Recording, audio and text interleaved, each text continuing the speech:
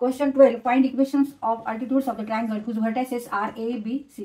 तर इथे आपल्याला ट्रायंगलचे व्हर्टायसेस दिलेले आहेत, त्याचे कोऑर्डिनेट्स दिलेले आहेत, निर्देशक दिलेले आहेत बिंदूचे, आणि त्यावरून आपल्याला अल्टिट्यूड्स म्हणजे परपेंडिक्युलर जे आपण coordinate of triangle A are 2 and 5, B 6 and -1, C -4 and -3. म्हणजे ते परपेंडिक्युलर ड्रॉन करायचं आहे. प्रत्येक शिरोबिंदूपासून त्याच्या समोरच्या बाजूवर आपल्याला एक लंब टाकायचा आहे. Draw perpendicular from all sides of the triangle. आता इथे परपेंडिक्युलर आहे, तसंच इथून आपल्याला परपेंडिक्युलर टाकायचं आहे बी सी वर, आणि बी पासून ए सी वर परपेंडिक्युलर टाकू. इथे जे अँगल तयार होत आहेत ते सगळे 90 अंशाचे असतात जेव्हा आपण परपेंडिक्युलर एखाद्या बाजूवर टाकतो. म्हणजेच तिथले सगळे अँगल हे 90 अंशाचे आहेत. 90 90 90 90 90 90 90 डिग्रीचे अँगल्स आहेत. तर इथे जे पॉईंट आहेत त्याला आपण नाव देऊ पी क्यू आणि आर. तर इथे आपल्याला equation of P C, equation of B R आणि equation of A Q, this all 3 are altitudes. याचे आपल्याला इक्वेशन फाइंड आउट करायचे. तर कोणते कोणते अल्टिट्यूड्स आहेत? पी सी किंवा सी पी म्हणून, सी पी नंतर बी आर अँड ए क्यू. हे सगळे काय आहेत? अल्टिट्यूड्स आहेत. तर इथे फाइंड आउट आपल्याला करायचं आहे इक्वेशन ऑफ द अल्टिट्यूड्स. तर ह्या रेषेचं म्हणजे सी पी रेषेचं इक्वेशन फाइंड आउट करायचं आहे, तसंच बी आर रेषेचं इक्वेशन फाइंड आउट करायचं आहे, आणि ए क्यू रेषेचं इक्वेशन फाइंड आउट करायचं आहे. आणि आपल्याला प्रत्येक शिरोबिंदूचे निर्देशक दिलेले, कोऑर्डिनेट्स दिलेले आहेत. तर त्यावरून आता आपण इथे आधी slope of C B, A B, B C आणि ए सी हे काढायचे. स्लोप आधी काढायचे. स्लोप ऑफ ए बी नंतर बी सी आणि ए सी ह्याचे स्लोप आधी काढून घ्यायचे. आणि we know that m1 × m2 = -1. ह्यावरून आपल्याला अल्टिट्यूड्सचे स्लोप निघणार आहे. जेव्हा बाजूचा स्लोप निघेल, समजा आता इथे ए बी बाजूचा स्लोप मिळते, तर त्यावरून आपल्याला पी सी बाजूचा स्लोप मिळणार आहे, सी पी बाजूचा स्लोप मिळणार आहे. आणि ह्याचा ए बी बाजूचा स्लोप आपण कसा काढणार आहोत? तर इथे आपल्याला फॉर्म्युला वापरायचा आहे y2 - y1 / x2 - x1 is slope. मग असा प्रत्येक बाजूचा आधी आपण स्लोप काढून घ्यायचा आहे, आणि ह्या फॉर्म्युल्यावरून त्याचा जो परपेंडिक्युलर आहे त्याचा स्लोप काढता येईल. m1 is suppose slope of line and m2 is slope of perpendicular.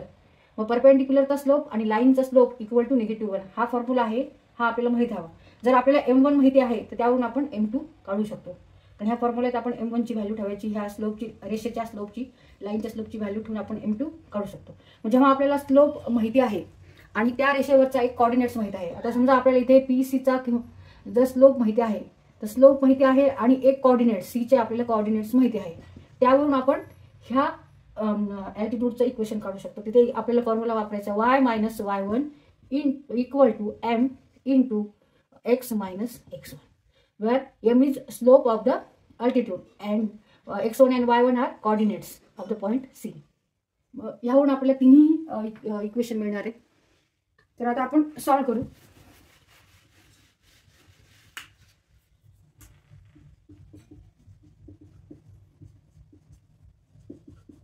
Slope of line A B किंवा साइड ए बी म्हणून. साइड ए बी साइड म्हणजे लाईन आहे, ती एक रेषा आहे. तर त्या रेषा किंवा सेगमेंट आहे. तर याचा आपल्याला आता स्लोप काढायचा. स्लोप काढण्यासाठी फॉर्म्युला वापरायचा slope = y2 - y1 / x2 - x1.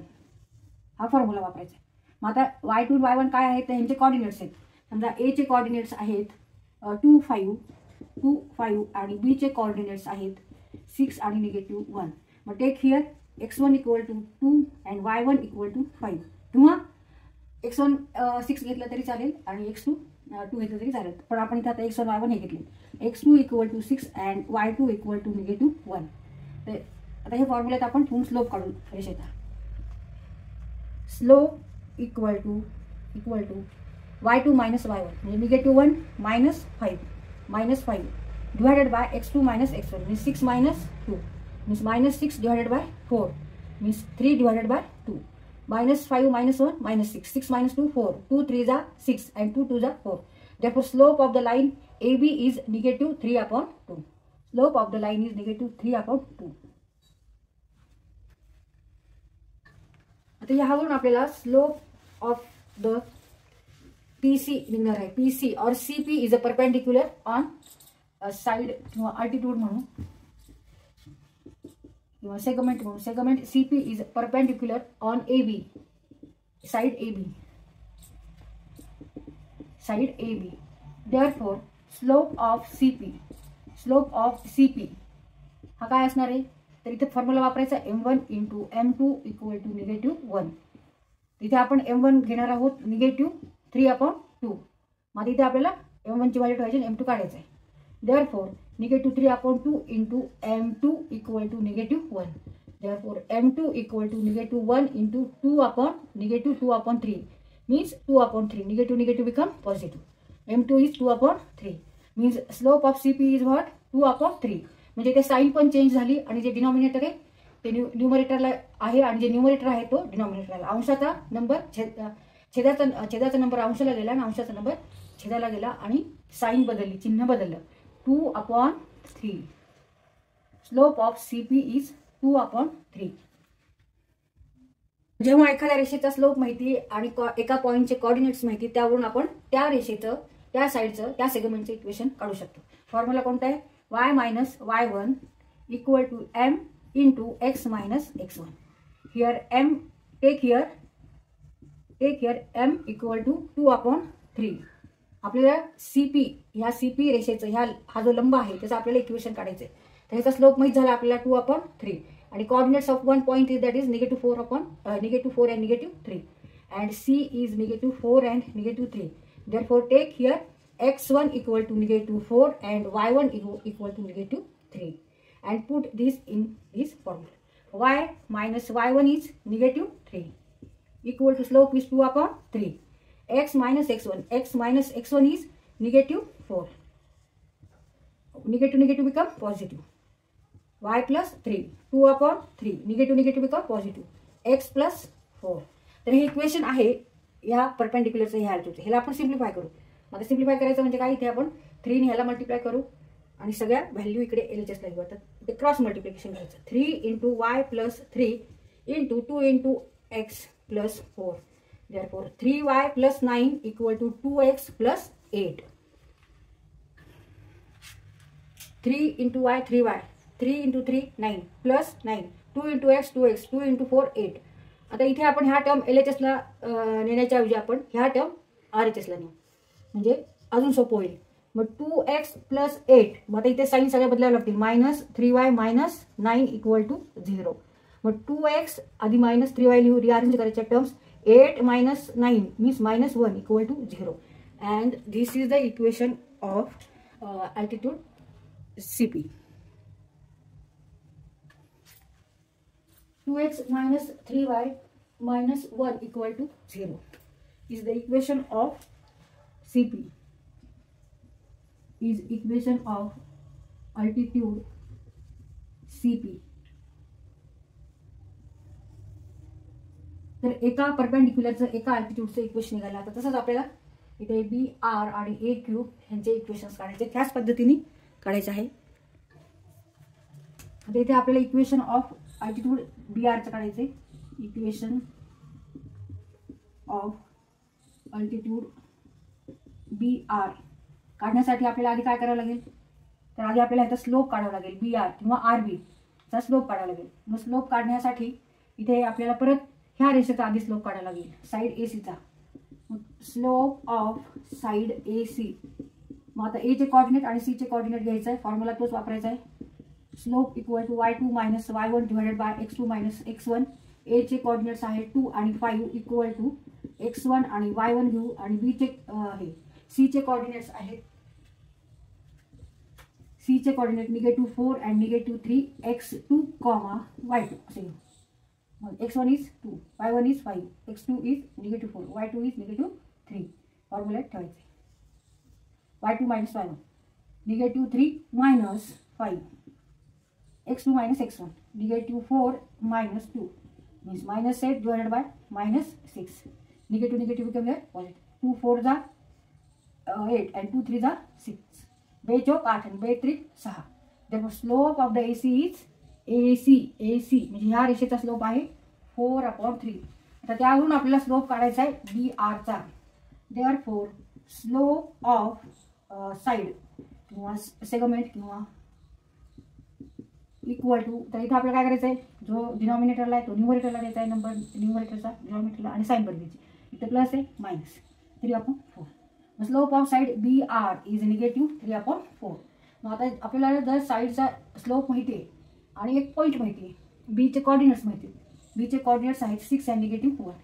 ह्यावरून आपण याचं इक्वेशन काढू शकतो. आपल्याला ह्या रेषेचं म्हणजे BR ह्या परपेंडिक्युलरचं स्लोप माहिती आहे आणि एक पॉईंट माहिती आहे. ही रेषा ज्याच्यातून जाते तो बिंदू B आहे, पॉईंट P आहे, त्याचे कॉर्डिनेट्स माहिती आहे. त्यावरून आपण इक्वेशन काढू शकतो. y - y1 = m in bracket x - x1.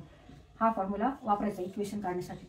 मग तिथे x1 आणि x2 काय घ्यायचे, तर x1 = 6 and y1 = -1 and m is -3/4.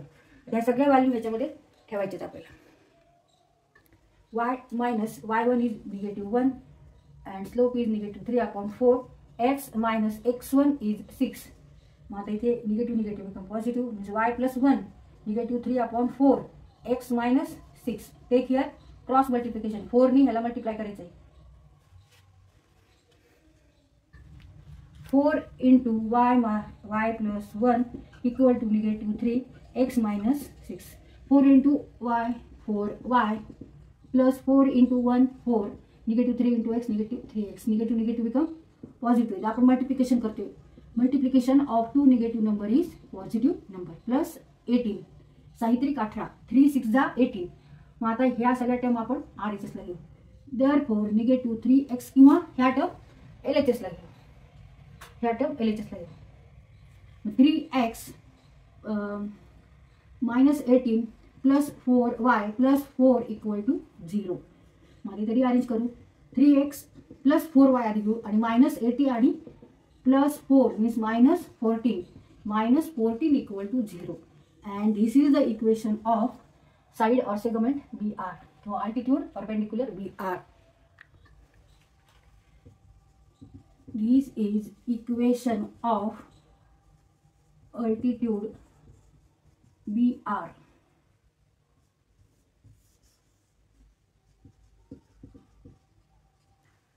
आता 2 अल्टिट्यूडचे आपण इक्वेशन काढले. आता तिसरं अल्टिट्यूड कोणता आहे, तर तिसरे अल्टिट्यूड आहे AQ.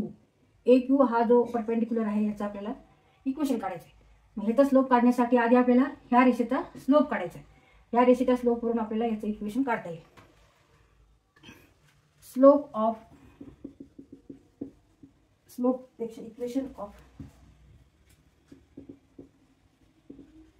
इक्वेशन ऑफ अल्टिट्यूड आपल्याला फाइंड आउट करायचे. इक्वेशन ऑफ अल्टिट्यूड AQ हे फाइंड आउट करायचे. मग त्याच्यासाठी आधी आपल्याला BC चा स्लोप काढायचा आहे. Slope of side line side BC = परत स्लोप काढण्यासाठी फॉर्म्युला वापरायचा आहे y2 - y1 / x2 - x1. मग इथे B चे कॉर्डिनेट्स आहेत 6 and -1 = x1 y1 घ्यायचे आणि C चे कॉर्डिनेट्स आहेत -4 and -3 x2 आणि y2 घ्यायचे. मग आता ह्या फॉर्म्युलामध्ये आपण ठेवू y2 - y1 means -3 - -1 -3 -1 x2 - x1. x2 is -4 x1 is 6 -6. Here negative become multiplication of 2 negative positive. -3 + 1 divided by -4 - 6 - 10 means -2 divided by -10. 2 divided by 10 means 1 divided by 5. minus become positive. तर इथे 2/10 म्हणजेच 2 × 2 = 10 1 पंचमांश. तर स्लोप आलेला आहे 1 पंचमांश 1/5. आता ह्याच्यावरून आपल्याला स्लोप कशाचा काढायचा आहे, AQचा. कोणती रेषा आणि त्याच्यावरचा परपेंडिक्युलर ह्यांचे स्लोप जर असेल, ह्याचा स्लोप M2 आहे, या रेषेचा आणि या रेषेचा M1 असेल तर M1 × M2 = -1. हा फॉर्म्युला लक्षात ठेवायचा आहे. मग आता एक स्लोप ह्याच्यातला माहिती झालेला आहे. दुसरा स्लोप काढण्यासाठी फक्त आपल्याला काय करायचं आहे, डिनॉमिनेटरचा न्यूमरेटर घ्यायचे, न्यूमरेटर डिनॉमिनेटर आणि साइन बदलायची. Therefore slope of altitude AQ equal to -5.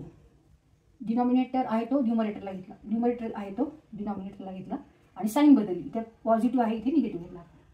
आता स्लोप माहिती आहे त्या रेषेवरचा, त्या रेषेचा स्लोप माहिती, ह्या रेषेचा स्लोप माहिती आपल्याला, आणि 1 पॉईंट माहिती, हा पॉईंट, त्याचे कोऑर्डिनेट्स माहिती. Coordinate of point A are 2 and 5. Take here 2 and 5 are x1 and y and put this formula. y minus y1 काय आहे 5, स्लोप काय आहे -5, x minus x1 आहे 2. हे सॉल्व करायचं. y minus 5 equal to -5, x negative become positive, 5 into 2 10. आता ह्या सगळ्या LHS साईडला टर्म घेऊ आपण. मग 5x minus 10 plus y minus 5 equal to 0. Means 5x plus y minus 15 equal to 0. Minus 10 minus 5 minus 15. And this is the equation of altitude AQ.